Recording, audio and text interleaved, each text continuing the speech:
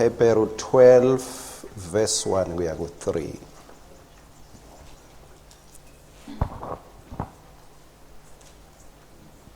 Ngakho ke njengoba sidungeletwe isicumbi lesikhulu kangaka sabofakazi asilahle konke lokusinzako nesono lesigigelana njengelwanga asigijime ngekucinisela kulomncintiswano losembi kwethu emehlo ethu angesuki kuJesu longumsunguli nemphelelisi wekukholwa kwethu ngenxa yokujabula labekubekelwe Jesu wacinisela ngekwetfala siphambano wangede walinaka lihlazo laso wahlala ngesekudla sesihlalo sebukhosi saNkulunkulu mkhumbuleni yena lowo lowacinisela noma etoni setimhlukumeta ngenxa yenzondo nani mkhumbula ke ningeke nidzinwe noma nidzangale etinhlitweni tenu Nani njani? nani mkhumbula Nani mkhumbula. Kusho ukuthi kungendeka simkhohlwe. Masimkhohlwa kwendekani siyathangala. Masimkhohlwa siyatsinwa. Kepha lithi uma simkhumbula angeke sitsinwe. Lithi ke emehlo ethu angesuki naloku kusinika umcondo ukuthi kungendeka ento enjani emehlo ethu asuke. Ubona ngani ukuthi emehlo sekasukile? Utawubona ngekuthi sewuyatsinwa ekukholweni. Utawubona ngekuphelelwa ngemandla.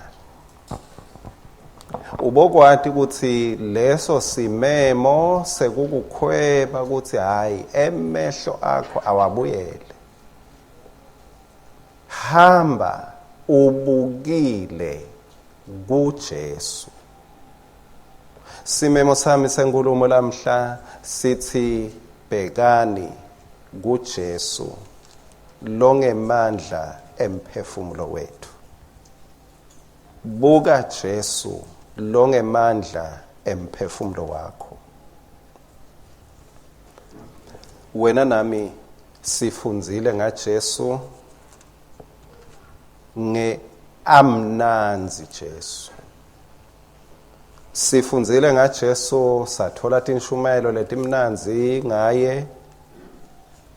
Lengicabanga ukuthi tikhona letinshumayelo letidlalekako ngaJesu longathi ungayiva onke malanga ngineliciniso ukuthi nayo inengcenye yayo empilweni. Inshumayelo nemavi ekukhuthatwa ngaJesu lenami ngitishumayele ngiyatishumayela futhi ngoba tilivi laNkulunkulu lokufaka ekhathi Jesu abinzisa imimoya. Kuthi Jesu neyakho imimoya angayenda njani angayibinzisa. He calms our storms. Umnanzi nangiJesu lohamba etikwemandi etakuwe ahamba etikwetinhlupheko takho. Umnanzi nangiJesu lowanzisa tingwa ondle madvodza langu 5,000. Umnanzi nangiJesu lovusa labafile. Umnanzi Jesu lophilisa labagulako. Umnanzi Jesu loqosha emadimoni.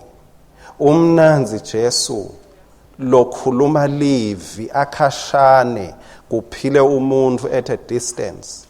Umnanzi Jesu lotsindwa ngumuntu njengemfati bekanesifo semopho saphela nya. Kepha kuba nanayi ingoti nayi. Mangabe lo Jesu umati kanje kuphela. Mangasakwendi kuwe ubese uthi why? Why me Lord? yini labanye ngoba mawuta kulo Jesu lo watiko ukuthi mos lo munye indvodza kade yakhe yavuka ekufeni yini le yami ithathwe kufa ithathwe ngema-drugs ngani ngiyakholwa Nkosi ukuphi kwati lo Jesu lo hamba etikwemandi kwenta ukhonone mangasedi kuwe kwathi lo Jesu lovusa abantu labagulako ekufeni wena sawuthandaza emaviki tinyanga kulabanye washo live at a go but kuwe ngazothi akwendeki mehluko ubese sewuyacala uphelelwa ngemandla ngisho emthandazweni wakho kungako ke lo mbhalo encwadini yamaHebheru bazalwane labe bahlaselwa tinhlupheko uthi kuze ningaphelelwa ngamandla look unto Jesus bukani kuJesu ngulo Jesu lengimfunzako lengidibana naye emibhalweni ngithe ngivula incwadi yekucala yaMateyu ngadibana na Jesu lowa experience i-rejection Jesu lowaliwa asengadalwa ngoba Josefa uthi angimlahle Maria beka kuplana lokho afuna kukwenta ngansense afuna kulahla Maria ngesikhathi Joseph afuna kulahla Maria beka mlahla nalo Jesu beka methwele lokusho ukuthi Jesu lona iBhayibheli lelisithi asibuke kuye kunengcenye yakhe lemcoka kakhulu kuze ungeti uphelelwa ngemandla ngoba mawubuka lo Jesu lo tawukwanzisa tintakho angadanzisi takho tiye ngekuphela ubuka lo Jesu lo tawuza Nkosi Jesu come achamuke nemphendvulo at the right time utawujabha mayingasachamuki imphendvulo at your right time ngako ke ngifuna nawe udiscover ukuthi kukhona solo nguye nangu Jesu but kuze ungeti uphelelwa ngemandla kufuna ubuke Jesu lo wadzelelwa ngulandzisela ke iBhayibheli njalo lithi wedzelelwa mangaphoza ngiyathi ukuthi mawethelelwa uthini wena mangabe umuntu akwethelela nje wenta njani uyayugcizelele nawe uyangedzelela kepha imibhalo ithi lo Jesu lona lesithi asimbheke lithi wedzelelwa lithi waliwa lithi waba ngumuntu wetinsizi lithi waba ngumuntu lo wetayela kuhlupheka lithi waba ngumuntu lo wafihlitwa lithi wacinzetelwa lithi waboshwa walahla ngelicala angenacala lithi kude bekabonakala anako ngako ke bantu bebangadonseleki kuye ngoba bekabonakala angenalutho ngisho buhle bebungasingcenye yakhe he had no beauty no attraction ako siko ke lula kimi kuwe ku-identifier nalo Jesu lo ngoba Jesu lo funekako Jesu lo mnanzi ngilolo tawuhamba etikwemandi ngilolo takunika i-breakthrough uyambona u-attractive kakhulu mangasakwendi lokhu bekakudonsa ngako ngoba kahle kahle nje bazalwane kude lo ngabamba icampaign athi ngifuna kwethulela Jesu ahlupheka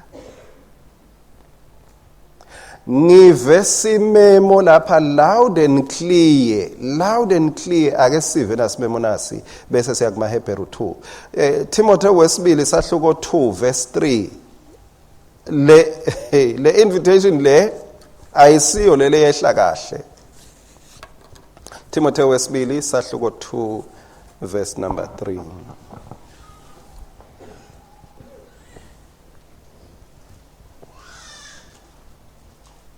Timothy 2.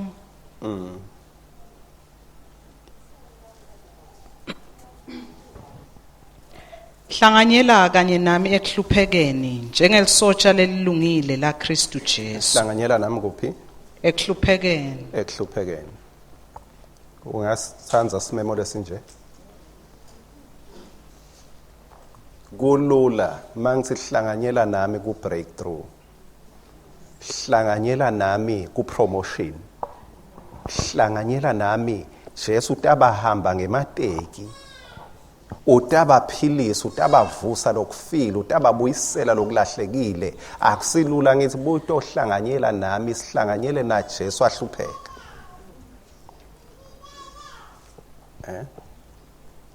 Hebrew 2 verse 18.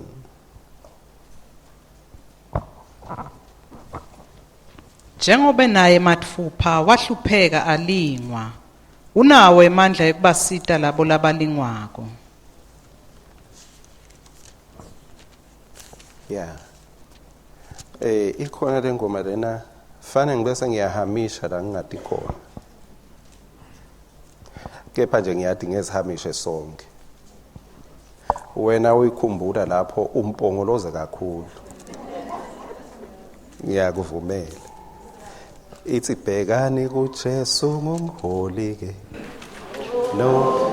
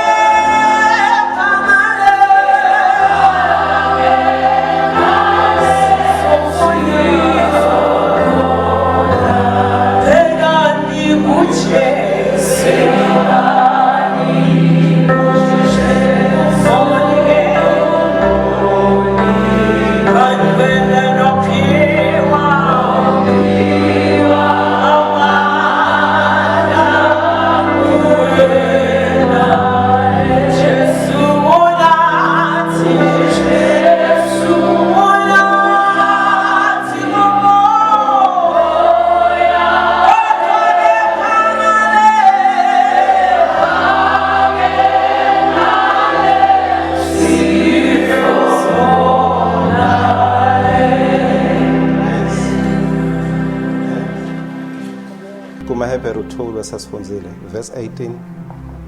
Awuphinzele. Njengoba naye mathupha wahlupheka alingwa. Wendani? Wahlupheka. Usho Jesu mbamba. Wendi one Jesu.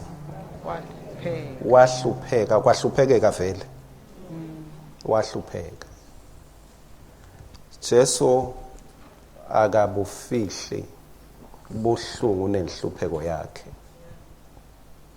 uNkulunkulu wavuma ukuthi sibhalelwe ngamoya wakhe ukuthi Jesu wahlupheka walingwa. Phela lo lokubhaliwe la eBhayibhelini kukhethiwe. Dinenge incwadi lethi ibhaliwe lokulesi kuthola kwakhethwa kulokunene. uNkulunkulu wakhetha ukuthi sathi ukuthi indodana yakhe yahlupheka yalingwa kulomhlaba.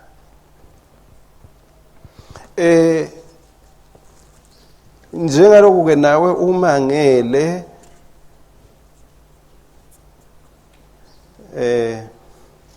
nami ngiyamangala lo Jesu kumbukisisa ukuthi vele vele wahlupheka, walingwa, wavakasha Jesu la kulomhlaba ngoba ebuNkulunkuluwini uNkulunkulu akakwadi kuhlupheka kwadi kulamba.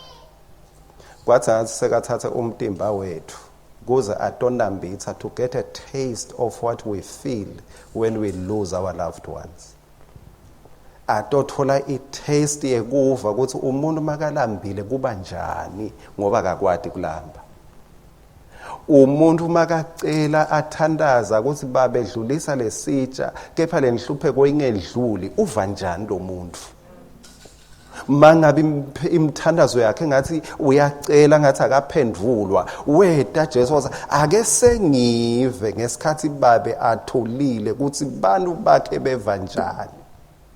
Ake sengive ukuthi umuntu makakhafulelwa uva anjani wabayekela bathi bhi emathe what let me just get a taste. Why? Ngoba ngifuna kuba sedudane nalo thola lokho.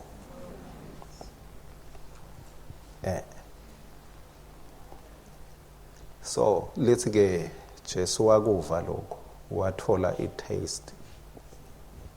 Wathola i-taste yakho. Kuma Korinte ekucala sahluko 10 libe selithini ke lapho verse 13. Korinte ekucala sahluko 10 verse 13. Anike fikelwa kulingwa lokwehlukile kunekwa labanye bantu. Yeah. Kepha uNkulunkulu wethembekile yena angeke avume ukuthi nilingwe ngalokungetulu kwemandla enu. Oh, hayi ukuthi ngeke avume ukuthi nilingwe. Hayi ukuthi ngeke avume ukuthi nilingwe. Kepha lithi lesilingo lenhlupheko yefika kuwe ubokwadi ukuthi seyengce esikalini sasezulwini. Seyengce esikalini sasezulwini. Yimbongo lokuphela lengagalelwa. Ubona ngekubhembeza ukuthi sekwengcile esikalini sayo. Ubona ngekulala kwayo phasi. uNkulunkulu akafuni ukubona sewulele phasi. Every trouble has been weighed in the scales of heaven before it comes to you.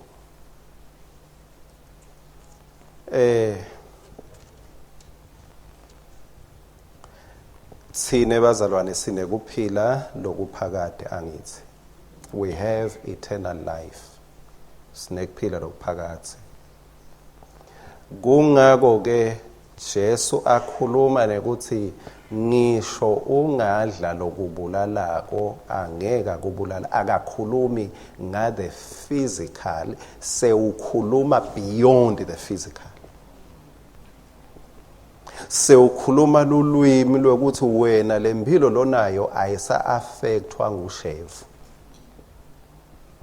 Ngiko Jesu maya uvusa Lazaro uthi mawukholwa ngimi noma ufa utawuphila. Kuba ngathi athambisana.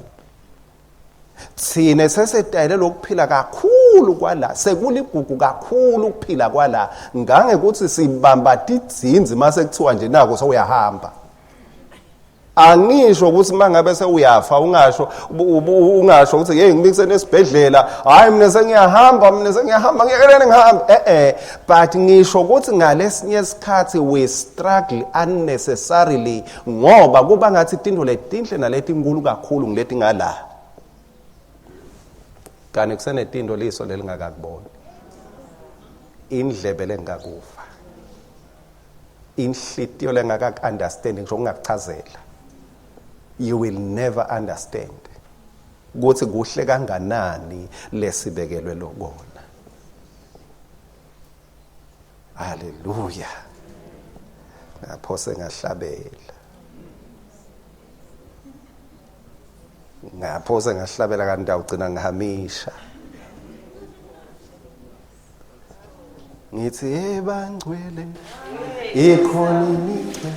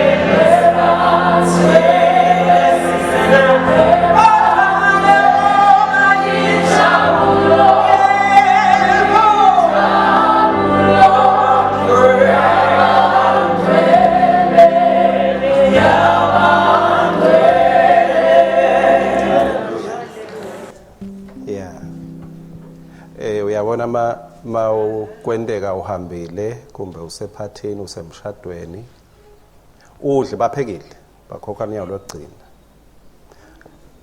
ngalesinye isikhathi hayi all the time ngalesinye isikhathi mawufika ekhaya kini kakho kwendekani ukhanza uyinga nje ufuna ufuna kuvalela ngekwakakho uthi ngci yize udlile tijolo tangani ake sibe neappetite yetinto takithi bazalwane ngale lapha sisemtini la ake sikhumbule sibe neappetite sibe nekukhumbula oh hallelujah yes kuze angiyawufika ekhaya umangale ukuthi le phathini uyathi bengcono kakhulu kunana umsobho wakho nawo umsobho waramthuthu but nje lokuthi kwasekhaya kakho uthi yilili ngaramthuthu wakho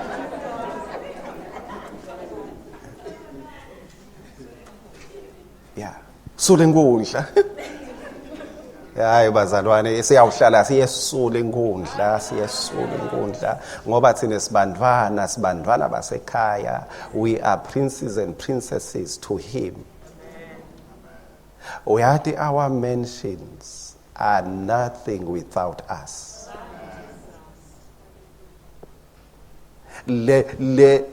lokhu lesibekelwe kona akusilutho ngaphandle kwethu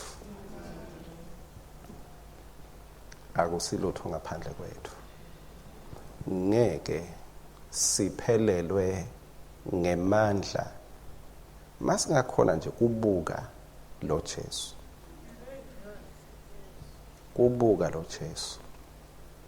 tino letinengi tiyasisitha ukuthi singamboni Jesu looking unto Jesus lo Jesu ngekuhlupheka ngilencanyana yakhe leyenda singaphelelwa ngemandla Paula ukhuluma indzaba lematima lengibonile ukuthi uyathi ngazuthi lokunye kukhola lokujulile imfihlo yako ila ingcenye yekukholwa lokujulile akusi ema breakthroughs netimpendulo emva kwekuzila nekuthandaza kepha lizinga lelijulako ekukholweni ngikhanza ngathi ngulele lithi ngihlanganyele naye etinhluphekweni usho njalo uNkulunkulu avuma ukuthi awabhalwe lamagama lathi lengikufuna ukuthi ngimati yena nemandla ekuvuka kwakhe uyibhala usejele akasho ukuthi nemandla ebreakthrough from prison uthi ngifuna kwathi emandla ekuvuka kwakhe nekuhlanganyela etinhluphekweni takhe ngimfute ngekufa kwakhe 11 wakhona uthi kuze kuthi nakungenteka kumbe nami ngifinyelele ekuvukeni kulabafile uthi ngifuna kuhlupheka njengaye ngifuna kufa njengaye leni kuze ngiyovuswa njengaye bantwana basekhaya makukhona bulikhuni lesinabo sibazalwane bulukhuni bekuhlephula lokuyinhlupheko yakho ngoba mawuveta inhlupheko yakho kuba ngathi uweak ekukholweni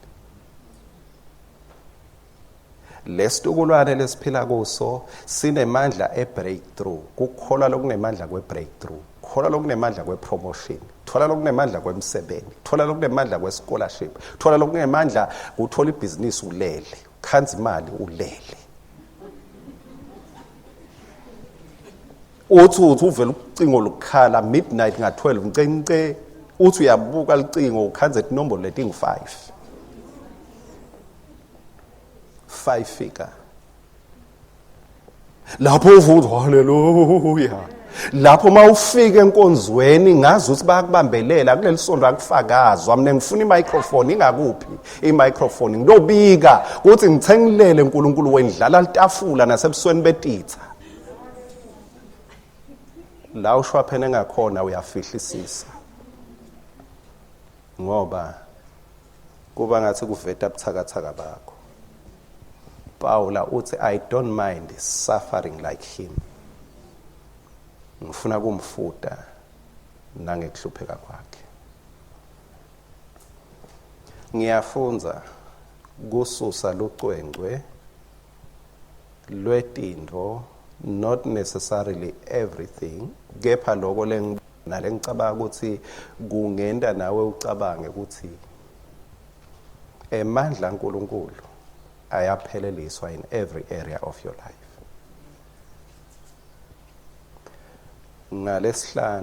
Lesihlanu loya ayilo umkama nithumelela ingoma. One of the reasons why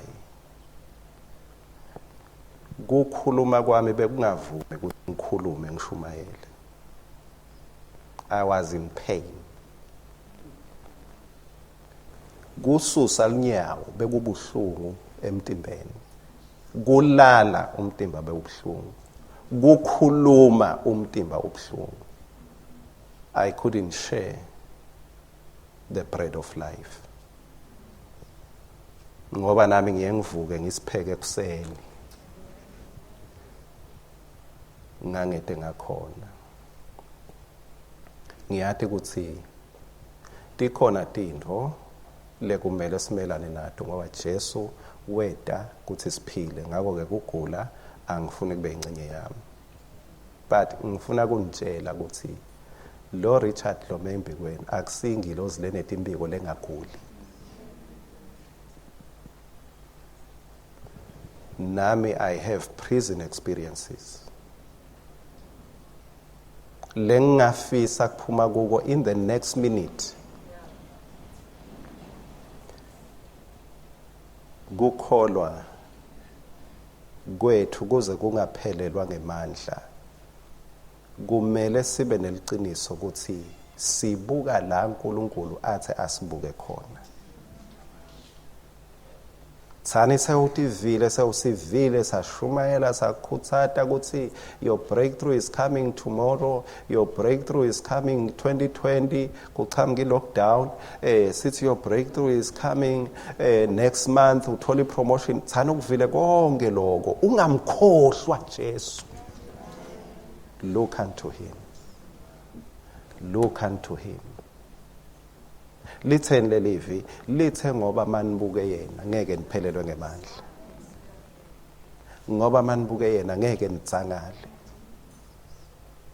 Wabuka lokuva kulabanye ungendeka utsangale umdawuthe uNkulunkulu wakho ngoba wena kumbe ucale kadzeni kuthandaza kwangathi kuwe adiphele. The more uthandaza ngathi umema tinhlupheko aqhamuke lo munye sebaza 2 weeks bese kunemehluko, kube ngathi liduma nzawonya lengci liphike kuduma la kunawe khona. It's a reminder, look unto Jesus. Look unto Jesus. Lo Jesu lengikhuluma ngaye ke bazalwane, niyakukhumbula kuhlupheka kwakhe, niyakhumbula siwatalelwa kuphi? Emkhombeni wetingoma esibayeni esitebelweni semahashi whatever, but akatalelwanga endlini le-warm lene aircon lenabodokotela baphithitela nabonesi. Yize babo wakhe akhuluma tindo tidaleke babe uNkulunkulu ethe word bekungadzilika lo hotela angene Maria aphakamise tibunu nemahlombe angene athi yes ngithwele tindoda elizulu mina beningathi ningivalele lapha mina tindoda yami ichamuke emazulwini ngoba ngethwele elizulu lila kimi kwavalwa watshelwe emehlweni ethwele inkosi ethwele inkosi watshelwe emehlweni Maria na Josefa alalele kwathiwa kude indzawo iphelile wabe bathe uyayinga ukuthi kumbe kune shelter latayithola ngale emva kwetindlu akhanza kude wathi uyabuka esibayeni wathi ngazi ukuthi kude lutho angene khona ngifane phasa leti ngodlo ngitalele inkosi yemakhosi ngazi ukuthi baba ezulwini bekathulile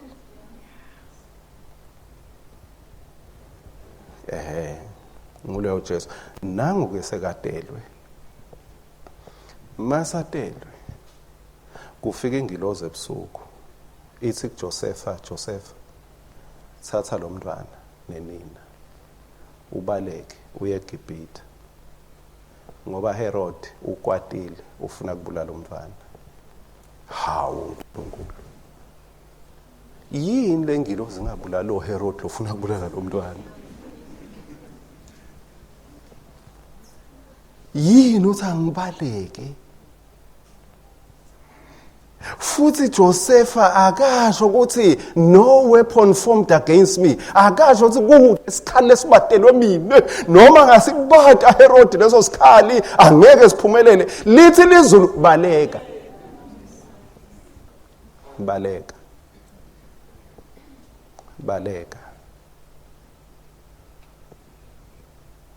for this one run away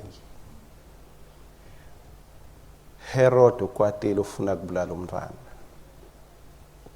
baleka awumangala ukuthi leyo ngilozi ayizange yalahleka iyachubeka yabuka ngoba yambona ngisho Herod sekafile yaphinze yona yathi yeJosefa zongamthatha ke so ufile Herod ayimbulalanga ithi sewufile seningabuyela le emuva wathuthu sendleleni Herod weva ukuthi hayi kuna Antipase umntwana Herod wathi hey solo kuyingoti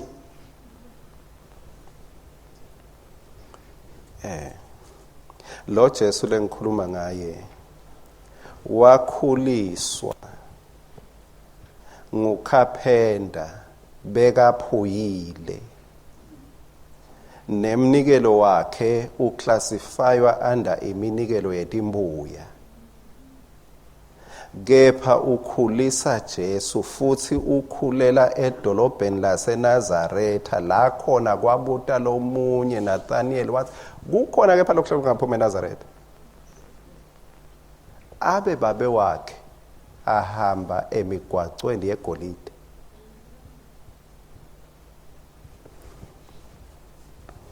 lo Jesu lona kuhlupheka kwakhe sikubona ehlane after 40 days umuntu lo wachamuka ngathi uneluvelo aphethe angaphathi lutho wathi khuluma kulamatshe aguquke abe kudla kwakho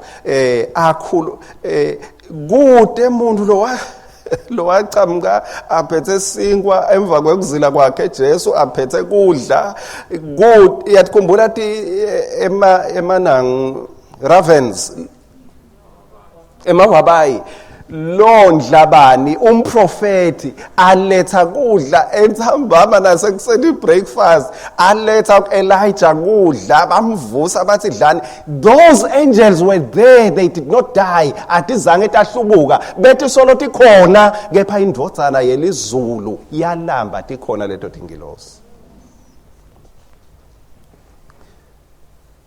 liBhayibheli ke lithi nani mbuka lo Jesu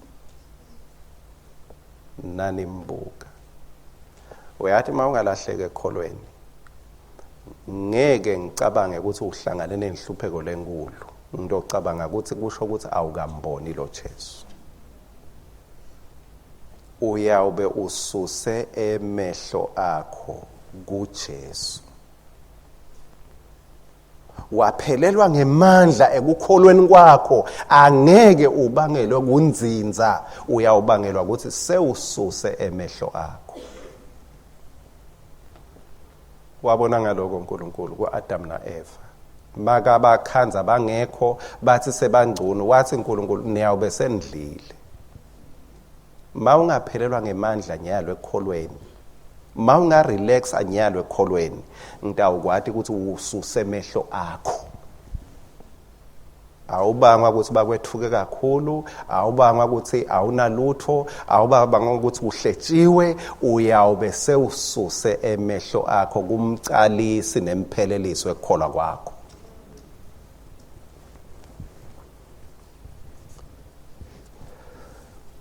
Kungendeka uke wayiva lendzaba lethi mangabe uyagula bese ubona lomunye logula kakhulu kunawe, utiva sewungcono wena. Mangabe wena uyahamba kumbe uyachuda, uthuthi uyafika esibhedlela ubona umuntu lolele ufakwe emaphayiphi enhloko emtimbeni, kulenge emaphayiphi yonke lendzawo akanyakadi, ubese uthi ha, shothi ngiyaphila.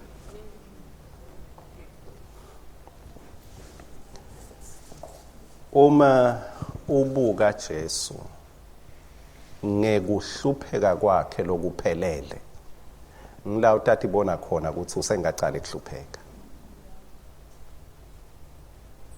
Mawubuka Jesu ngekweliqiniso, the way he suffered, nako lokutagcina kuchube enkosini, kubona Jesu lo wahlupheka, wahluphekiswa, wadzelwa. Bekendelani, bekendela ukuthi utothi mawubuka lokwakho uthi uyathi ngiyatetema, angisukume. Mangabe Jesu akhona yena kuchubeka atselwa, kusho ukuthi nami ngingakhona, nami ngingakhona. Mawubuye atselwa, alahlwa, ethukwa, angafunwa, abethelwa, ngula kubuya emandla akho khona. You will never give up. You will never lose heart. You will never relax. Ngeke ube ngumzalwane lohle relaxa ngisho ekukholweni, in your journey of faith. Ngeke ube netiteshi tekuphumula ukuthi kuthi bophela kulo Jesu ngathi kuyangihlolela, ake sengithatha ibreak, dikhathi tekuthatha ama break ekukholweni late. Dikhathi lapho khona bantu bathi discover khona ukuthi abashaywe ngimoya. Angisho ukuthi ungashaywa ngimoya uye holiday, ngisho nje ukuthi umuntu uke athi hayi ngathi sengimkhondile lo Jesu kakhulu, angiubona umehluko, ake sengezame naku lokunye. Dikhathi tema substitutes for Jesus. Utakhanza khona vele kufuna labangakusebenzisa, utawudibana nako lokungakusita, kuzame kukushintshela tintfo, kuzame kukufaka i-anointing letawuphangisa tintfo.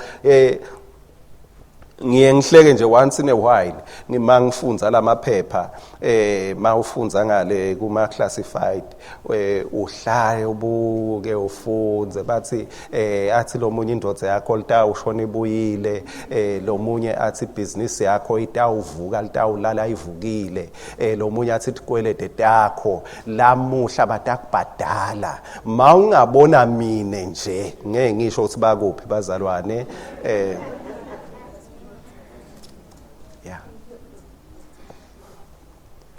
so bakhona abantu labafuna ukukunika ibreak ekuhluphekeni kwakho ngendlela lekutaba ngathi iyashesha, emehlo enu angesuki kuKristu.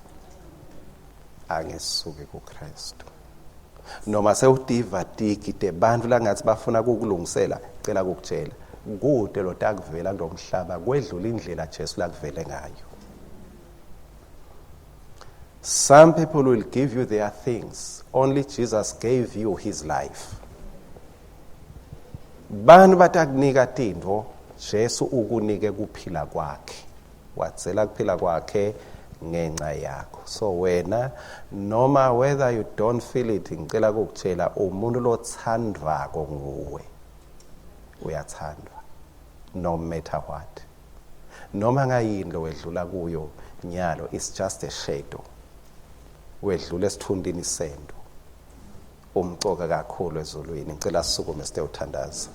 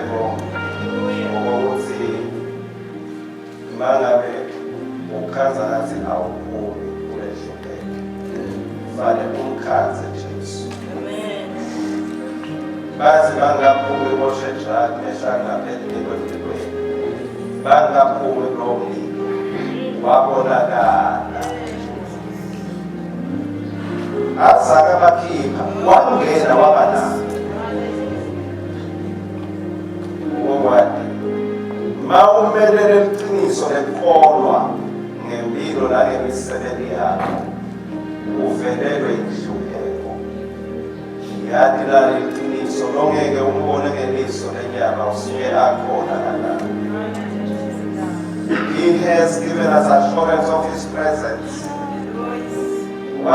Utawuba nawe. Mangabe khona lokukhulu enhluphekweni yemuntu longeke uyishintshe wena. Mangabe khona lokukhulu ongakwenda uba naye. Uba naye. When you offer your presence, you have offered the world. Nkulunkulu usinike yena wazi udawuba nawe. Wazi ngeke kushiye ngeke uyekele. You are never alone. You are never alone. You are never alone. Bengathanda lapho. Ngoba bengathanda isitawuqhubeka sibe la ufuthumele siqhubeke sihlabele sithandaze uyabona kumnandi. Kepha Jesu wabona ukuthi uyathi akunenzaba noma ngihamba ngathi ukuthi lo mhlaba nalomubi. You shall be kept from the evil one. Nawe hamba ngesibindi uye la ubuya khona. Do your work without fear because Jesus Christ uyakhethemba ukuthi sitha angeke sibonakalise.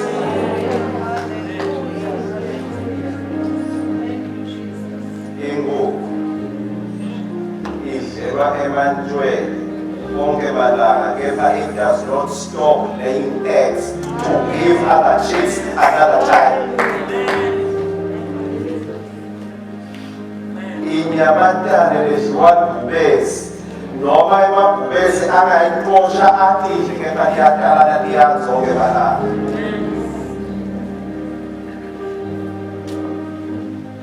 No fear. God has not given you a spirit of fear, but a spirit of love. Fear lokuxosha kwesaba lokuthanda kaNkulunkulu. I pray that you will experience the perfect love of God that drives out all your fears. As you experience this love, I know every fear will lose its meaning. It will lose its hold. Every fear is defeated by the perfect love of God. Ngesikhathi sithi asibona ukuthi uthandwa kangaka, ngakhona sithi kusho ukuthi angeke ngimkhona ngoba uyathandzeka ezulwini. Hamba ngediki wathi ukuthi ma ubuke Jesu ngeke uhluleke, ngeke udzangane, ngeke uphelelwe ngemali. Mangabe bese uva kwangazuthi hayi cha sewuyawushaya kancane, fear not mntwana sekhaya, usenawo amandla. Look unto Jesus. Unedimpendulo losengakanditholi. Look unto Jesus. Usenephakanyiswa nongakutholi. Look unto Jesus. This is a time la ungambona kahle khona Jesu. And wakhona kubona lo Jesu lo wanele esiphambanweni. You shall never give up. Father God, may this be the portion of everyone who is called by your name. Wonke lokitwa ngelibito lakho akube sabelo sakho, lata uphila ngaso kube lidondolo lwakho, lata udondolopela ngalo. Hayi ukuthi size simbone kusasa noma evikini lakho, kepha uzaqhubeke until the trumpet sounds. Mawuthunyiswe umsindisi wethu, kumele kusuke lapho emdibeni wethu nalo wasithuka ukuthi lokhu siyawukuda kusuke, wathi tifo siyawuxosha, emadimoni siyawaxosha. Nami ngithi akusuke lokhu ngeligama laJesu, akusuke kufa, kusuke kugula, akuvele kuphila kwasezulwini. Oh yes, lokutawubonakalisa ukuthi nembala Jesu uyaphila, uyathanda kusibona siphila. Oh, thank you, Jesus. Labe kudodobeka khona kugijimeke. Labe kulalane khona kubuye buthongo. Jesu dunyiswa kwesimo. Ingathi umulo nemandla ike yakho. Manje kuze kube phakade naphakade. Ephambili kwakho kashane tudane la uyakhona. Yathi ukuthi emehla uNkulunkulu akuwe. Noma kulobunye utawuzibaleka. noma kulokhu utawuthi ungayi lapha noma kulokhu utawuchaza ngathi liplane la Herod liyaphumelela ungesabi liso lakhe likuwe. You are like an apple of his eye. He is keeping watch over you. Asinikete lithuba